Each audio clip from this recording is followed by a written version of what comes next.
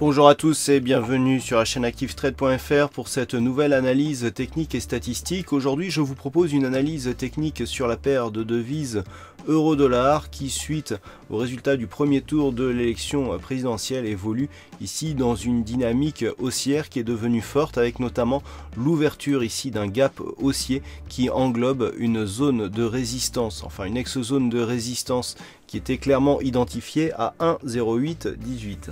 Suite à cette ouverture donc sur ce gap, les cours sont revenus ici chercher cette ancienne résistance comme zone de support, puis les cours sont repartis ici à la hausse pour rejoindre ici la direction de la prochaine résistance majeure qui se situe à 1,0960. À proximité de cette résistance, les cours marquent ici un petit signal de consolidation. Sur les indicateurs techniques, nous avons une configuration ici de sortie de zone de surachat qui pourrait constituer donc un signal de consolidation bien visible ici sur le stochastique et sur le RSI. Le MACD emboîte le pas et donc donne lui aussi un signal de retournement baissier, là où pour l'instant cet indicateur du point de vue de ces histogrammes évoluait dans sa zone haussière. Donc pour l'instant nous sommes toujours dans une phase de stabilisation qui suit une forte hausse sur la dynamique donc court terme de cette paire de devises euro-dollar. D'un point de vue un peu plus moyen terme, nous sommes toujours dans une zone de neutralité ici sur cette paire de devises euro-dollar. Cette analyse technique a été complétée par une étude statistique qui a été menée sur les cours antérieurs. Et cette étude statistique nous indique que dans une configuration similaire, nous serions ici sur une phase de stabilisation avec une petite priorité baissière, puisque l'on voit ici une amplitude à la baisse par rapport à cette zone d'équilibre qui est définie ici par les premiers points.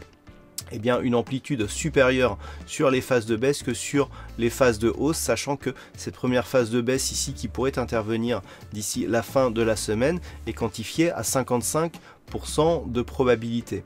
Donc si on considère ici cette phase de baisse et par la suite une neutralisation du mouvement, nous pouvons anticiper selon ces statistiques que les cours pourraient évoluer ici, pourraient continuer à évoluer dans ce range entre 1,0818 et 1,0960. Une cassure haussière de la zone supérieure du range à 1,0960 donnerait un signal de continuité relativement fort sur cette paire de devises euro-dollar qui pourrait se répercuter ici sur la dynamique moyen terme, puisque nous serions dans ce cas-là dans un pré-signal de retournement sur une tendance un peu plus moyen terme. Alors qu'une cassure des 1,0818 eh bien invaliderait le suivi de cette dynamique haussière qui a été mise en évidence ici par l'ouverture non comblée de ce gap haussier.